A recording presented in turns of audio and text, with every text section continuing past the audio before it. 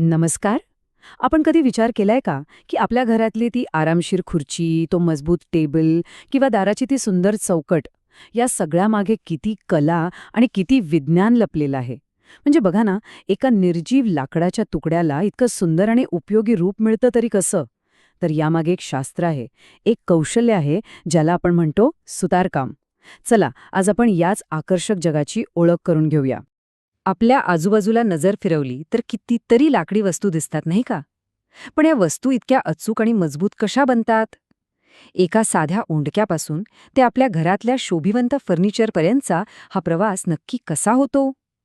चला, यातलं कौशल्य आणि ज्ञान दोन्ही समजून घेऊया. तर आज आपण काय काय बघणार आहोत? सगळ्यात आधी सुतारकाम म्हणजे नेमकं काय याची ओळख करून घेऊ. मग सगळ्यात महत्त्वाचं म्हणजे सुरक्षिततेचे नियम पाहू. त्यानंतर लाकडाच्या फॅसिनेटिंग जगात डोकावू आणि शेवटी आजच्या काळात वापरल्या जाणाऱ्या आधुनिक साहित्याबद्दलही जाणून घेऊ. चला तर मग सुरुवात करूया अगदी मुळापासून. सुतारकाम म्हणजे नेमकं काय? अगदी सोप्या भाषेत सांगायचं तर सुतार म्हणजे अशी व्यक्ती जी लाकडाचा वापर करून आपल्यासाठी उपयुक्त वस्तू बनवते.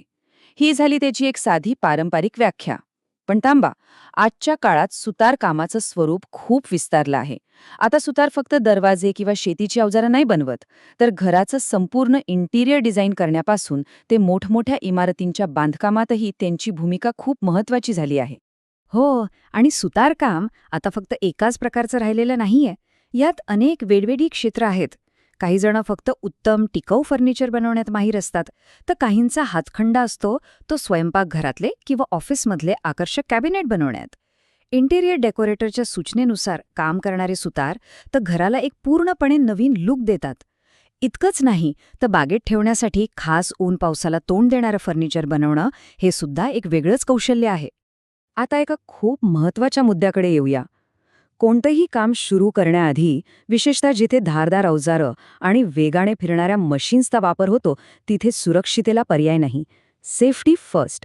चला तर मग पाहूया, सुतारकाम करताना कोणती काळजी घेणं अत्यंत गरजेचं आहे. हे 5 नियम म्हणजे कामाच्या ठिकाणचे जणू काही कमांडमेंट्स आहेत. सैल कपडे मशीनमध्ये अडकले की गंभीर अपघात होऊ शकतो. कोणत्याही मशीनला हात लावण्याआधी ते चालतं कसं याची पूर्ण माहिती हवीच. पायांच्या संरक्षणासाठी मजबूत बूट आवश्यक आहेत. अवजड वस्तू चुकीच्या पद्धतीने उचलल्यास कमरेला दुखापत होण्याची शक्यता असते. आणि डोळ्यांचं संरक्षण करण्यासाठी गॉगल वापरणं तर अनिवार्यच आहे. लक्षात ठेवा, सुरक्षितता ही कधीही तडजोड नसते, ती एक सवय असायला हवी. चला, आता आपण त्या घटकाकडे वळूया ज्यावर संपूर्ण सुतारकाम अवलंबून आहे, म्हणजेच लाकूड. लाकूड हे सुतारकामाचा आत्मा आहे. याच्याशिवाय तर आपण सुतारकामाची कल्पनाच करू शकत नाही. लाकडावर दिसणाऱ्या या रेषा, ज्यांना आपण ग्रेन किंवा सळ्या म्हणतो, त्या केवळ एक डिझाईन नाहीत. खरं तर ती झाडाच्या आयुष्याची कहाणी आहे. झाडाला ऊन, पाणी कसं मिळालं, त्याची वाढ कशी झाली, हे सगळं या रेषांमधून कळतं. एक हुशार सुतार या रेषा जणू काही वाचतो आणि त्यावरून ठरवतो की लाकडाचा कोणता भाग सर्वात मजबूत असेल आणि त्याचा वापर कसा करायचा, जेणेकरून त्यापासून बनवलेली वस्तू जास्त काळ टिकेल. सुतारकामासाठी वापरलं जाणारं लाकूड म्हणजे दुसरं तिसरं काही नसून, झाड तोडल्यानंतर त्याच्या खोडापासून मिळवलेला एक महत्त्वाचा भाग.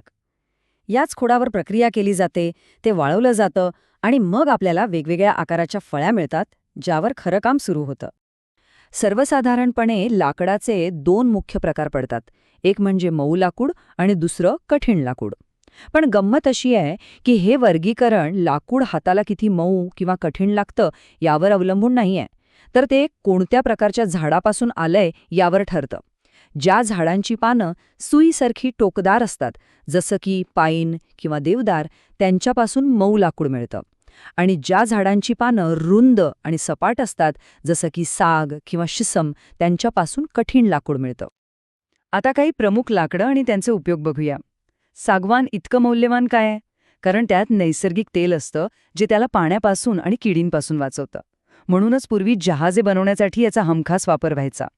शिशमबद्दल बोलायचं तर ते प्रचंड टिकाऊ लाकूड आहे. इतकं की रंध्यासारखी अवजारं जी दुसऱ्या लाकडावर काम करतात, ती स्वतः शिशमपासून बनवतात. बांबू, जे खरं तर एक प्रकारचं गवत आहे, ते आतून पोकळ पण तरीही मजबूत असल्यामुळे शेतीची अवजारं, गाड्यांसाठी उत्तम ठरतं. आणि आंब्याचं लाकूड जे सहज उपलब्ध होतं ते स्वस्त फर्निचर आणि लहान मुलांच्या खेळण्यांसाठी एक चांगला पर्याय आहे. बरं, आत्तापर्यंत आपण नैसर्गिक लाकडाबद्दल बोललो, पण आजच्या काळात नैसर्गिक लाकडासोबतच काही मानवनिर्मित साहित्याचाही खूप मोठ्या प्रमाणावर वापर होतो. चला, त्याबद्दलही थोडं जाणून घेऊया. सनमायका किंवा फॉर्मायका हे नाव तर आपल्या सगळ्यांच्याच परिचयाचं आहे, नाही का? ही एक पातळ पण मजबूत अशी शीट असते जी वेगवेगळ्या रंगांमध्ये आणि डिझाईनमध्ये मिळते. ही शीट प्लायवूड किंवा इतर बोर्डवर चिकटवली जाते, ज्यामुळे फर्निचरला एक आकर्षक आणि चकचकीत लुक मिळतो. आणि महत्त्वाचं म्हणजे ते फर्निचरला ओरखड्यांपासून आणि काही प्रमाणात पाण्यापासूनही वाचवते. हे बघा, सनमायकाचा वापर केल्यावर फर्निचर किती आधुनिक आणि आकर्षक दिसतं. किचनमधले कॅबिनेट असोत, टेबल टॉप्स असोत किंवा कपाटं असोत, त्यांना एक गुळगुळीत आणि चकचकीत फिनिश देण्यासाठी याचा सर्रास वापर होतो. यामुळे ते दिसायला सुंदर तर होतंच, पण वापरायलाही सोपं होतं. चिपबोर्ड याच्या नावातच सगळं काही आहे. लाकडाचे लहान लहान तुकडे किंवा जो भुसा असतो त्याला एकत्र दाबून आणि रासायनिक पदार्थांनी चिकटवून हा बोर्ड बनवला जातो. हा नैसर्गिक लाकडापेक्षा खूपच स्वस्त पर्याय आहे आणि सगळ्यात महत्त्वाचं म्हणजे यामुळे टाकाऊ लाकडाचा पुन्हा वापर होतो. त्यामुळे हे पर्यावरणाच्या दृष्टीनेही एक चांगलं पाऊल आहे. चिपबोर्ड जर आपण जवळून पाहिला तर त्यात लाकडाचे छोटे कण कसे एकत्र दाबून एकजीव केले आहेत हे स्पष्ट दिसतं. याच रचनेमुळे ते वजनाला हलकं आणि तुलनेने कमी मजबूत असतं. पण त्याचा योग्य ठिकाणी वापर केला तर ते खूप फायदेशीर ठरू शकतं. मग याचा वापर कुठे होतो? तर मुख्यत्वे ऑफिसमध्ये तात्पुरती पार्टिशन्स बनवण्यासाठी, घरांमध्ये फॉल्स सीलिंगसाठी आणि जिथे खर्च कमी करायचा आहे अशा ठिकाणी स्वस्त फर्निचर जसं की कपाटांचे आतील भाग किंवा शेल्फ्स बनवण्यासाठी याचा वापर केला जातो. चला तर मग आजच्या या चर्चेतून आपण काय लक्षात ठेवायचं आहे? पहिलं, सुतारकाम हे फक्त लाकूड कापण्या जोडण्याचं काम नाही, तर ती एक कला आणि शास्त्र आहे. दुसरं, काम कोणतंही असो, सुरक्षितेचे नियम पाळणं सर्वात महत्त्वाचं आहे. तिसरं, लाकडाचे मुख्य प्रकार मऊ आणि कठीण हे झाडाच्या पानांवरून ठरतात, लाकडाच्या स्पर्शावरून नाही.